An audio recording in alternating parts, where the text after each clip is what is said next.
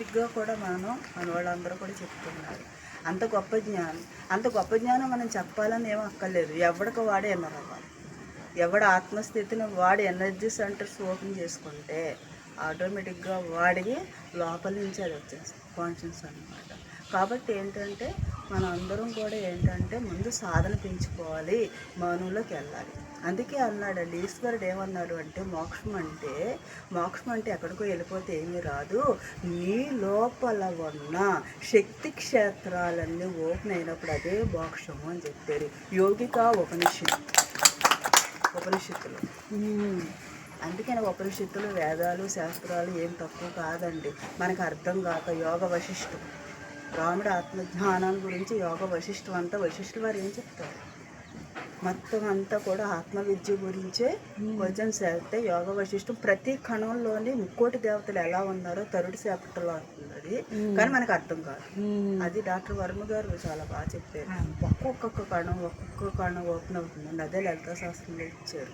మూలాధార బ్రహ్మగ్రంథి విభేదిని అంటే ఆ మూలాధారంలో ఉన్న ఆ నలుగురు మాస్టర్స్ ఉంటారంట. వరాహాదేవి, ఆ తల్లులందరూ కూడా యాక్టివేషన్ అవుతుందండి ధ్యానం ద్వారా. నిద్రావస్థలో ఉంటుంది. ఎప్పుడైతే ధ్యానం చేస్తావో నువ్వు శూన్యం అవుతావో ఆ వరహాదేవి, ఆ శ్రీయాదేవి అంటే అసలు లక్ష్మీదేవి. అందుకే మనం ధ్యానం చేసేవాడికి ఏదో ఆలోచన ఏది కావాలో అది వచ్చిందండి. ఆ శ్రీయాదేవి లక్ష్మీదేవి ఉంటుంది. సరస్వతీదేవి జ్ఞానాన్ని అందిస్తుంది ప్రతీక. ఆ సరస్వతీదేవి ఆ బ్రహ్మ జ్ఞానాన్ని, ఆ బ్రహ్మ గ్రంథి మనకు ఓపెన్ అయిపోయింది అనుకోండి మూలాధారం, ఆటోమేటిక్గా ఆ దేవతా స్వరూపులు అందరూ కూడా ఒక్కొక్కళ్ళు 108 దేవతా స్వరూపులు అందరూ కూడా ఓపెన్ అవుతారు. వాళ్ళే కనిపిస్తూ ఉంటారు. ఈ కనిపించటాలు అవన్నీ కూడా ఒక స్థాయి. దయచేసి గుర్తు, సిద్ధులన్నీ ఒక స్థాయి, అక్కడితో అయిపోద్దు. నీకు నువ్వు తప్ప రెండోది లేదు. 7 స్పిరిచువాలిటీ, 7వ శరీరం జయించాలంటే నీకు నువ్వే తప్ప రెండోది లేదు. లాహరి మహాశయ గారు అండి, ఆయన ఎంతో సాధన చేస్తే పార్వతీదేవి వచ్చి ఆయన ముద్దు పెట్టుకుంటున్నాను అనమాట. ఓహో ఎంతవరకు ఆయన డైరీలో రాసుకుంటారండి. నెక్స్ట్ ఇంకేముందని సాధన చేస్తే అప్పుడు లాస్ట్కి వచ్చేసరికి నేనే ఒక సిద్ధ మహాయోగిని, సిద్ధ పురుషుడిని, గొప్ప చైతన్య స్వరూపాన్ని. అలా గొప్ప చైతన్య స్వరూపం మనం అందరం అయ్యి ఉన్నాము. కాకపోతే మనల్ని మనం మర్చిపోయాము. మాయ ఏం చేస్తుందంటే, ఇది లలితా శాస్త్రంలో చెప్తారు, అమ్మవారు మాయా రూపంలో కూడా ఉంటారంటే సుడిగుండంలో ఇలా తిరుగుతాం. మాయ ఎంత ధ్యానం చేస్తున్నానంటే మాయలో పడిపోతాం అంతే కదా. ఒక్కొక్కసారి ఇలా విడిపోతూ ఉంటాం. ఎప్పుడైతే మనం ధ్యానం చేస్తామో ఇవి ఓపెన్ అయ్యాయో మాస్టర్స్ హెల్పింగ్ పూర్తిగా ఉంటుంది. అందుకే ఆరా సిస్టమ్స్, అందుకే గ్రూప్ కాన్షియస్లో మాస్టర్స్ కంపల్సరీగా ఉంటారు. ఎప్పుడైతే మనం ధ్యానం చేస్తాం మన ఇల్లు మారిపోతుంది. మాస్టర్స్ అందరూ వచ్చి కూర్చుంటారు. నువ్వు శాంతి అయిపోయినప్పుడు అవతలవాడు కూడా వచ్చి శాంతి అయిపోతాడు. నువ్వు ఆచరించాలి. వాడేవో మా అత్తగారు మాట్లాడలేదండి, లేకపోతే మాకు వాళ్ళు ధ్యానం చేయట్లేదని అది వద్దంటారు భద్రి గారు. నువ్వు ధ్యానం చేయాలి. నీ ఆరా మారితే నీ ఆరా సీక్వెన్సెస్లో వాళ్ళు ఉంటారు. అంతే కదా. ఇది శాంతం అయిపోతుందండి. ఓహో ఏంటి ఇంట్లోకి వచ్చారు ఎంత శాంతంగా ఉంది, ఏంటి ఎంత గొప్ప మాయలు పడినటువంటి వాడిని మొదటి వాడిని నేనే ఇక్కడ ఉన్న వాళ్ళు. మా ఎలా అంటే మీరు చెప్పింది దివ్యత్వం నాకు బాగా ఇరుకవుతుంది. ఇప్పుడు కృష్ణుడు అంటే బాగా నాకు ఇష్టం. నాకు ఎందుకో నాకు తెలియదు. కృష్ణుడు అదే చెప్పాడు. కృష్ణుడు ఏం చెప్పాడు, నీ ధర్మాన్ని నువ్వు నెరవేర్చు, నిన్ను నేచర్ చూసుకుంటుంది, ఇక్కడ నేను కాపాడటం లేదు అన్నాడు. మీకు అర్థమైందండి. ఎవడు ఏ ధర్మం చేస్తే ఆ ధర్మం కాపాడుతుందంట. అందుకనే శ్రీకృష్ణ భగవానుడు ఒకనొక కాన్సెప్ట్లో ఏం చెప్తారు అంటే, ద్రౌపదీదేవి వస్త్రాధారణ జరిగినప్పుడు అయ్యో కృష్ణ నాకు ఎలా జరుగుతుందే, ఎవరిని కాపాడుతున్నా కృష్ణ నువ్వు నన్ను కాపాడు అన్నప్పుడు ఆ వస్త్రధారణ వస్తూ ఉంటే అప్పుడు శ్రీకృష్ణ భగవానుడు కాపాడుతున్నాడని ఈవిడ అనుకుంటుంది. కృష్ణ నువ్వు నన్ను కాపాడేవో అంటే అప్పుడు కృష్ణుడు అంటాడు, ఈ యొక్క వస్త్రధారణ ఎక్కడి నుంచి జరుగుతుందని సృష్టిలో చూస్తాడంట.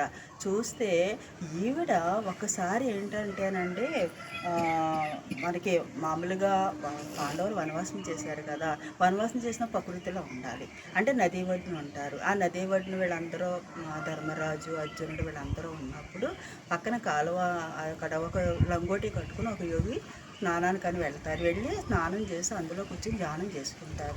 ఆ ధ్యానం చేసుకునేసరికి పైకి రాలేకపోతున్నారు అనమాట.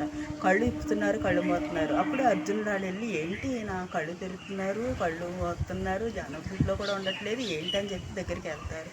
ఎందుకు మీరు బయటికి రాలేకపోతున్నారంటే ఆయన మౌనం మాట్లాడలేకపోతారు. అప్పుడు ద్రౌపది గ్రహించి వెంటనే చీరముక్క చింపి అందులో వేస్తుందండి. అప్పుడు ఆయన ఆ లంగోటి ఏమైంది, ఆ నీటిలో ఆయన కొట్టుకుపోయింది. అందరి ముందు రావాలంటే బాహ్యం కూడా ఉంటుంది కదా, అప్పుడు అది సొట్టు పెట్టుకుని మౌనంగా వస్తారు. నీ ధర్మం నిన్ను కాపాడింది తప్ప నేను కాపాడలేదు అన్నారు. ఎవడ ధర్మం వాడికి కాపాడు, ఎవడ ధర్మం వాడికే కాపాడు. అందుకే నువ్వు చేసేది ఎక్కడికి పోదు. అందుకే నువ్వు గొప్ప ధ్యానం చెప్పావనుకోండి, నువ్వు శాఖాహారం అవ్వని చెప్పాడు అనుకోండి, వాడు మారాడు అనుకోండి, మీరు అక్కడ వాడు విన్నాడా లేదా అని మనకు అనవసరం. చెప్పడం మన ధర్మము. మన ధర్మం మనం చెప్తే ఇవాళ కాకపోతే రేపో కాకపోతే రేపో మారుతారండి. అంత గొప్ప స్థితి పత్రిజీ ఈరోజు అంబేద్కర్ స్మరణ ఆయన గురువుగా మనం ఎంతగా ఎత్తనే కదమ్మా మొక్క వచ్చేది. మేము 2003, 2004, 2012 వరకు డే అండ్ నైట్ తిరిగిన రోజులు ఉన్నాయి. డే అండ్ నైట్ తిరిగి అంటే భూమి మీదకి ఎవడు ఎందుకు వచ్చాడు అన్నది మన డిఎన్ఏలో పెట్టి పంపించేస్తారు మాస్టర్. మేమనుకుంటే ఏంటంటే తెచ్చేవాళ్ళకి మా వాళ్ళు అంటే ఎత్తి ఎలా పెస్తాలో తిరుగుతా అడిగి తెలియదు కదా, ఎందుకే నీకు ఇలాగా తిరిగి ఈ సుఖం ఎందుకు హాయిగా ఇంట్లో కూర్చొని శుభ్రంగా హ్యాపీగా ఉండక అంటారు. వాళ్ళకేం తెలుసు మరి హ్యాపీగా ఉంటారు, మన అందరూ బాగుంటారు, అందరూ బాగుంటారు, వాళ్ళకి తెలియదు కదా. ఒకసారి మేము కూడా అనుకుంటాం. డాక్టర్ హరికృష్ణ గారు మాట్లాడుతూ ఆయన చెప్పారు సైంటిఫిక్గా అనమాట, ఒక్కొక్కళ్ళనే డిఎన్ఏ పెట్టి పంపిస్తారు ఈ భూమి మీదకి, వాడు ఆ వర్క్ చేస్తాడు, అక్కడ కనెక్ట్ అయిపోతాడు. అందుకే లేట్గా వచ్చిన మాస్టర్స్ కూడా ఒకసారి కనెక్ట్ అయిపోతే వాళ్ళ డిఎన్ఏ అక్కడి నుంచి స్కోర్ అయిపోతుంది. అందుకని డిఎన్ఏ ముందు స్కోర్ అవ్వాలి కదా, జన్మ సంస్కారాలు. కాబట్టి ఎవరిని కూడా వాళ్ళు ఉద్ధరించుకుంటే సరిపోతుందండి. ఇలా క్లాసులు తిరిగేటప్పుడు మనం పంపిస్తూ ఉంటే వాడు ఇంకా పెరుగుతూ ఉంటారు. ఇక్కడ నేను ఎలా పడిపోయానో 2 మాటల్లో చెప్తాను. అంటే నీలికాంతి అన్నారు కదా మేడం గారు రాత్రి, నేను అనుభవించిన నీలికాంతి అదే. అది పంచరంగులు ఉన్నాయి అప్పటికంటే అందులో నీలమైన కాంతి ఎక్కువ ఉంది. అప్పుడప్పుడు ఈ జ్ఞానం తెలియదు నాకు. పూజలు బాగా చేసుకునేవాడిని. కృష్ణుడు అంటే అపూర్వమైన దృష్టి, అక్కడే పడుకునేవాడిని, చేసేవాడిని. అలా ధ్యానం తెలియకపోయినా కళ్ళు మూసుకుని ఇలాగే కూర్చునేవాడిని. నాకు అనేక మంది యోగులు కనపడుతుండేవారు, కానీ యోగులు ఏంటి అందులో యేసు ప్రభు కూడా వచ్చేవాడు. అదే నేను హిందువుని కదా, యేసు ప్రభు ఎందుకు వస్తున్నాడు అనుకునేవాడిని. కానీ నాకు అర్థం కాలే ధ్యానం ఇంత గొప్పదని. అనుకుంటూ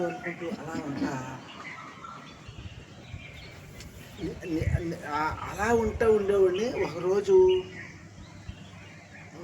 నేను ఆ పూజ చేసిన కాదు, ఎవరు వచ్చేవారు కాదు, సాపేసుకుని కిందే పడుకున్నాను. అసలు ఎన్ని సంవత్సరాలు పడుకున్నాను నాకు తెలియదు, మంచం మీద పడుకోలే. కానీ నేను ఆ భగవాన్కి దాచుండు కదా, నేను మంచం ఎంత కావాలి, నాకు ఆసనం ఎంత కావాలి అనిపించేది మనసు. నా పని నేను చేసుకునే పొలం పని చేసుకునేవాడిని. కానీ పొలం పని చేసుకున్నా సరే దివ్యత్వంతో అది ఎలా ఉండేదంటే హాయిగా ఏ పని చేసినా అమృతం. అది నాకు అది చెప్పడం కలో కాదు. అందుకనే రాత్రి ఎలా చెప్పాలో కూడా తెలియట్లేదు అంత కారణం. ఆ ప్రేమ ఎంత ఎండగాసిన ఎండ అనిపించేది కాదు, అసలు ఎండ నాకు అనిపించేది కాదు.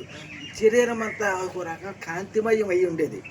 అరే ఏంటంటే మనం చేసేదంతా ఇప్పుడు వరకు కొంతవరకు. ఇక్కడ నుంచి ఏమవుతుందంటే కాంతితో స్ప్రెడ్ అయిపోతాం. రేపు 25వ తారీఖున ఎవరు మెడిటేషన్ మిస్ అవ్వద్దండి.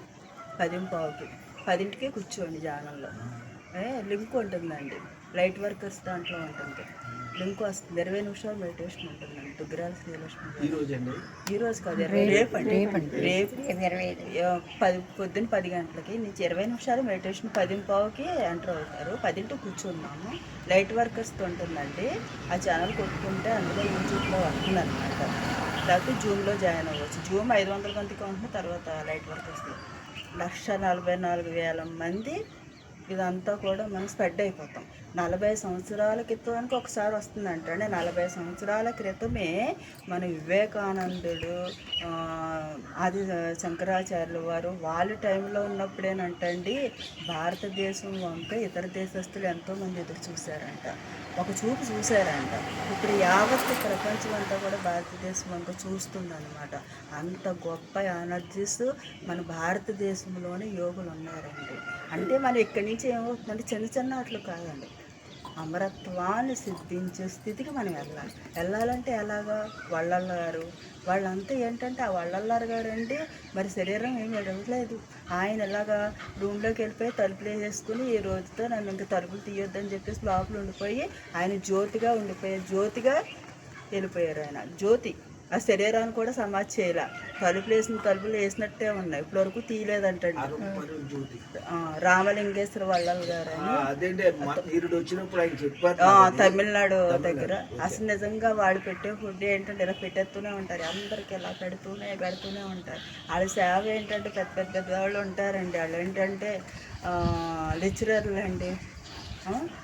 అదంటే వాళ్ళంతా కూడా ఎంతోమంది ఇలా చేతులు కట్టి నుంచి ఉంటారు, మన చేతిలో బ్యాగ్ కూడా తీసుకుంటారు, ఆహం ఉండదు వాళ్ళ దగ్గర.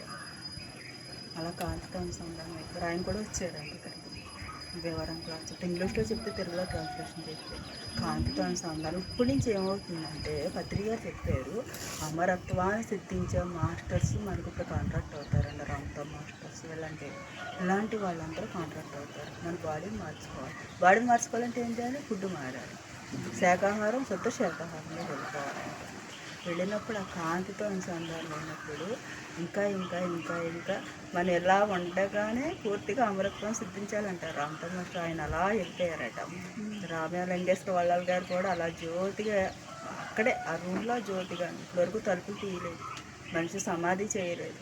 ఎలా అది లాస్ట్ స్టేజ్ అది.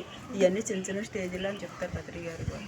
అమరత్వాన్ని చెప్పిన పత్రిక సార్ కూడా ఎప్పటికీ చెప్పాలంటే పైలోకాలతో ఆయనకు పని ఉంది కాబట్టి అందరినీ మనం పెద్ద భౌతికంతో లేకపోయినా ఇప్పుడు ఆయన శరీరంతో ఉంటే కొంతవరకు చేయగలరండి. దైవత్వం ఏమవుతుందంటే ఇంతవరకు వెళ్తుందండి. ఇప్పుడు ఆయన దైవత్వం నిష్పాఠం అయిపోతుంది. ఇప్పుడు మన అందరి చుట్టూ తిరిగి అందరి చుట్టూ చేయించి ఈ ఊరుకు ఈ భూమి పరిణామ మార్పు రావాలి. ఈ భూమి పరిణామ మార్పు రావాలి అంటే కనుక శాకాహారం, అందరూ శాకాహారులు అవ్వాలి. అందుకే శాకాహారులకే అర్హత మరి మాంసాహారం తిన్నవాడు వచ్చిన వాడు ఆలోచన విధానం ఉందనుకోండి, అక్కడ కాన్షియస్ మారిపోతుంది కదా. అందుకని ఈ 3 రోజులు శాకాహారం చేసరికి అందరిలో ఏమైందో మా ఊళ్ళో కొంతమంది ఎవరన్నా తినేవాళ్ళు ఉన్నారనుకోండి, అయ్యో ఈ 3 రోజులు అవడం లేదా, నాకు ఇందులో అర్హత లేదా అని ఒక ఆలోచన పడిపోయింది వాళ్ళు. చూసారా అండి? ఒక ఆలోచన 15 సంవత్సరాలు ఆర్ఎస్ఎస్లో తిరిగానండి. తిరిగితే ఈ మధ్యన కానీ ఆర్ఎస్ఎస్ వాళ్ళే నాకు